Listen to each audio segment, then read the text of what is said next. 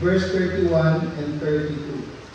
So tayo po ay magsitayo bilang paggalang sa salita ng Panginoon at sabay-sabay po natin basahin ang talatang nito. Let us start reading. And the Lord said, Simon, Simon, behold, Satan hath desired to have you, that he may set you as well. But I have prayed for thee, that thy faith fail not, and when thou art converted, strengthen thy brethren.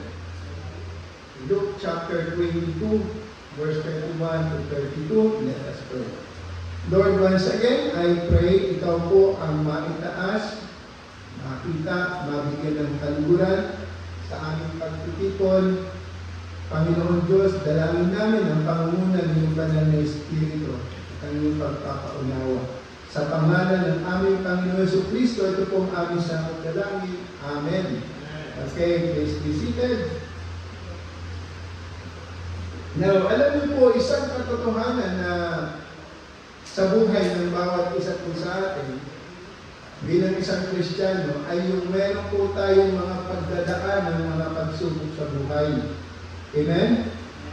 At wala pong Kristiyano na hindi dumaan sa ganitong proseso. So, tayo po ay naka-experience po ng struggle, pressure, and failure sa buhay nito. May mga failures din tayo, pero yung failures na yan ay ginagamit din ng Panginoon upang tayo po ay kanyang patatagin. So, the word of the Lord says, kaya alam niyo po kung sinasabi natin wala tayong nararanasan ganito o mga kahirapan o mga sabihin natin mga struggle sa buhay, parang lalabas hindi totoo. Sinabi ng Panginoon sa aklat po ng Juan 16:33 na kung saan ay sabi ng Panginoon, in the world ye shall have tribulation, but be of good cheer, I have overcome the world. Okay, so beloved, we cannot escape and avoid problems. Amen? We cannot avoid problems, tribulation, negative treatment of the world. We are always subject to be mistreated, persecuted, and buffeted. Alam niyo po, even Apostle Paul, naka-experience po ng ganito. Kaya nga po, sabi niya sa 2 Corinthians chapter 4, verse 8 and 10, we are troubled on every side, yet not distressed. We are perplexed, but not in despair. Persecuted, but not forsaken. Cast down, but not destroyed. Always bearing about in the body the dying of the Lord Jesus, that the life also of Jesus might be made manifest in our body. So, praise God, sa kabila ng lahat ng ito, ay mayroon po tayong katagumpayan sa Panginoon Jesucristo. Amen? We have hope and we have victory through our Lord Jesus Christ. Kaya nga, makita po natin doon ang admonition ng Apostle Paul sa 1 Corinthians chapter 15, verse 28, na sabi ng banal na kasulatan, na sabi po ni Paul, therefore, my beloved brethren, be steadfast, unmovable, always abounding in the work of the Lord, for as much as ye know that your labor is not in vain in the Lord. So, let me remind you, beloved in the Lord, that Christian life is a life of spiritual warfare, a life of constant struggle, a life of faith and victory. Amen? Yes, it is a life of faith and victory. Kaya nga po sinasabi ng banal na kasulatan, the just shall live by faith. And alam ko po, bawat isa sa atin dito may mga pinagdadaanan at talagang mga kapatid, meron po tayong kalakasan sa ating Panginoon. Yes, it is a life of faith and victory. Through our Lord Jesus Christ, everything counts for us. All is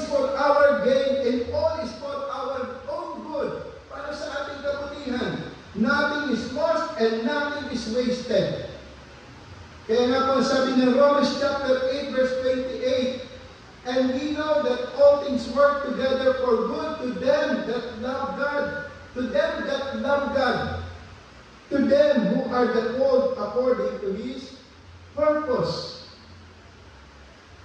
Kaya, mga kapatid, huwag natin iisipin na ikaw lang ang may problema. Lahat tayo may problema.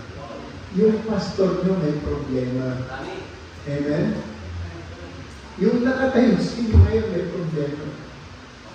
Pero hindi ito ang pwedeng kumigil sa atin. Hindi ito ang pwedeng magtali sa atin para hindi ka magpagamit sa Panginoon. Amen? Beloved, we have no better option in this life but to keep on and be keeping on. Amen? Even though sometimes we are not in a good situation or in a good mood, let me remind you na ang Christian life, it is not a matter of emotion, it is a matter of commitment. Hindi yung maglilingkod tayo pag maayos yung ating mood. Yung nandyan tayo sa gawain, pagka everything is okay, pero pag may problema, skip mo na ako. So, brethren, whether we like it or not, problems may come. Temptation may come, fear and failures may come. Our Lord never put us in a situation that He never told us what to do, how to do it, and what will happen to us. Yes, kaya po dito po sa talata na atin pong nabasa, dito po sa Luke chapter 22, verse 31 and 32, Simon Peter had been warned by the Lord that Satan had desired to have him. Yes, pinaalalahanan po ng Panginoon itong si Simon Peter. Simon, gusto kang kunin din sa atin. Isipin mo nasa Panginoon na gusto kang kunin eh. Hello? Nasa Panginoon na gusto ka rin kunin ni Satanas. Okay? So, but our Lord Jesus Christ assured Peter that He is praying for him. Then at the end of the day, he will become God's sharp instrument in preaching the gospel. Iyan po ang pangyayari po dito. So tonight, I have 3 things about our God-given topic. Ito po yung pamagat ng ating topic, the struggle of the saints and the source of their victory. The struggle of the saints and the source of their victory. Number 1, our faith will be tested. Our faith will be tested. So, sandali lang po ito. Struggles, problems, and temptation are always on our side. Satan wants us to fall on him. He wants us to be sad. He wants us to be bad. And he wants us to be mad. Hello? Mas lalo na ngayon, mainit ang panahon. Konting kimot lang, ang init ng ulo ng tao. Kanina po, ako'y nangingiti na lang kasi kumakain kami ni Mrs. Meron kang biglang nagkaroon ng tension, tumayo ako, galit na galit ako. Talagang, basta, hindi ko na sasabihin kung ano yung sinabi. Pero talagang, parang nagalit talaga ako. Siyempre, pagka gano'n kasi sa amin, ako yung umiiwas. Nagagalit ako, pero ako yung umiiwas. So, sinundan ako ng misis sa sinara ko yung pintuan ng kwarto namin. Mas lalo akong nag-init. Binuksan ko. Tingnan naman, bago pala mangyari yung pagkatok ni Mrs., tumawag si Pastor dito. Nangumusta ba? Pagkatapos, ko, wala na yung usahan. Kaya, inano ko na lang, cellphone ko, inano ko, sabay pumasok ng misis. Nagagalit ako. At, tungkol yun sa pagkain eh. Yan, pinipigilan ko sa pastor.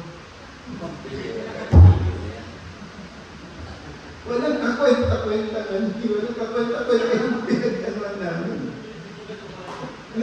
Si Mrs. naman, pagpasok, di pumunta sa harapan ko, inakap ako. Nawala agad yung ano, nawala yung ano. Di tumayo ako sa ano. Nakakwenta-kwenta itong pinagtalunan natin. Sorry na. Di, okay na, ayos na. Pagtingin mo doon sa cellphone, sabi ni Pastor, Brad, bakit galit na galit ka? Pastor, anong galit na galit? Yung pala, yung lahat ng pinag-uusap, nadinig pala. Sabi ng Pastor, sorry, pero okay na ho kami. Ay, grabe talaga. Alam, yun ang ano, yun ang trabaho ni, alam mo ba? Di ba? Kaya nga, our faith will be tested. Ano palagi yung ano, no? Yung, Satan wants us to fall on it. He wants us to be sad. Gusto niya malungkot ka. Pero pag malungkot ka, nako, huwag mong hayaan na lagi kang malungkot. Amen? At yung maging masama at yung ikay magagalit. Amen.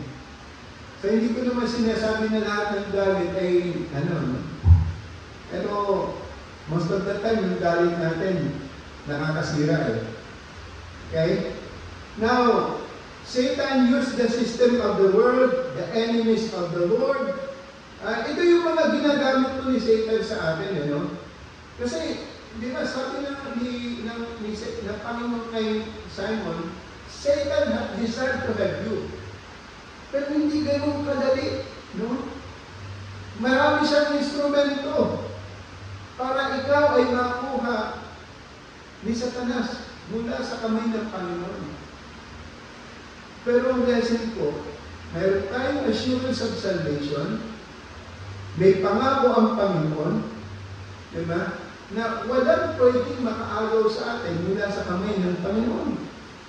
Okay? Pero yung ikaw ay malungkot, ikaw ay maging magalit, nandiyan yan. Now, he used the system of the world, the enemies of the Lord, and the old-time enemy of our soul, yung ating sarili. Yan. Pagka umiral yung katamaran, pag umiral ang laman, ayan ang nagpapahama. Iyan ang nagsumisira sa ating pong buhay Kristiyano. Okay? So, Satan's goal is to distract us, to defeat us, and to destroy us so that we become unuseful, unfruitful children of God. Yan. Yung talagang gusto niya, yung maging ano ba, kung baga parang sa ano ba, sa basketball, bangko lang. Wala kang pakinabang. Iyon ang gusto ni Satan sa atin. Yan. Kaya pag ikaw hindi ka nagagamit sa gawain ng Panginoon, mga kapatid, ba't isip-isip ka? Oo. Now, beloved, in God's economy of time, God never failed us. Our faith will be tested. Number 2, our faith in victory can only be sustained by the word of the Lord and in prayers. Kaya alam niyo po, ito po ginagawa po natin, napakalaking bagay po dito yung prayer meeting. Kahit ilan lamang po yung nariyan. Basta talagang tuloy-tuloy at mayroong tumatayo upang manalangin. Amen? So, iyan po yung nagsusustain sa atin, yung Word of God na kung saan ay keep on challenging everyone na magkaroon talaga ng commitment to read your Bible. And we ought to have our own Bible. Huwag kang pupunta sa church na wala kang dala-dalang Bible. Yan. Yung nangihiram ka lang. Kaya alam nyo, meron pong panata kami dun sa church. Ako ay may Biblia, King James Version ang tatak niya. Ito ay aking binabasa. Ito ay aking iniingatan. Ito ay aking minamahal. Ito ay aking ibinabahagi. Ang Biblia ay salita ng Diyos. Ang Biblia ay buhay. Ang Biblia ay aking kayamanan. So, yun na. So, mga kapatid, ito po ang aming sandata natin na maglalayo sa atin mula sa kasalanan. Maglalayo sa atin mula sa mga maling gawain. So take time and value God's word and the power of prayer. And ang inyong butihing pastor, yan din po ang palaging encouragement sa bawat isa. Okay? Take time and value God's word and the power of prayer. And the last point, our victorious faith has a purpose. Okay? Now, let us go back doon kay Simon Peter. Okay? Simon, gusto mong kunin ni Satanas sa akin. Pero ipinag-pray kita that thy faith fail not. Okay? So, it means possible yung faith natin mag-fail. But, sabi ng Panginoon, I have prayed for thee. But I have prayed for thee. At ang blessing is sabi dito, and when thou art converted, strengthen thy brethren. So, we have shortcomings, struggles, and tasks to do like Simon Peter. God assured us a victory through our Lord Jesus Christ. God wants us to be strong. God wants us to be revived. God wants us to be spirit-filled. For by this, we can do our God-given task. We can be a channel of blessing, and we be able to strengthen the brethren. Amen? So, mga kapatid, mahirap kung mag-encourage kung ikaw ay discouraged. Mahirap magpalakas ng iba kung ikaw mahina ka. So, again, our faith and victory can only be sustained by the word of the Lord and in prayer. So, kaya huwag mawali sa ating mga labi, and then, palaging may purpose ng Diyos sa lahat ng bagay na nangyayari sa ating buhay. Magandang gabi po sa inyo lahat.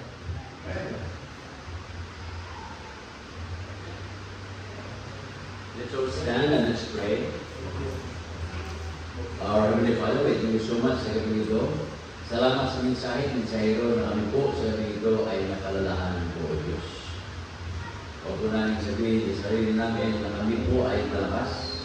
Kami po ay mature, kami po ay spiritual, dahil si Pedro kasama-kasama ng ating Panginoon. Physically, face to face, every day, kasama ni Pedro ang Panginoon. Ngunit, dumating na konsugo, sabi ng Panginoon, Satan desired you to have you.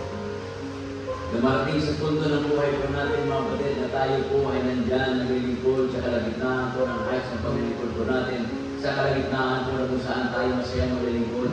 Nandoon yung ating kagalakan, nandoon yung ating spiritual na pamumuhay, and yet, meron palang gagawin na hindi maganda ang kaabot. It's only by the grace of God that we can stand.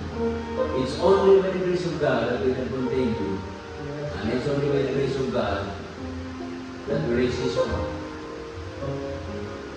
If God is reminding you to the Word of God tonight, you are free to come, kneel down and go to the Lord in prayer.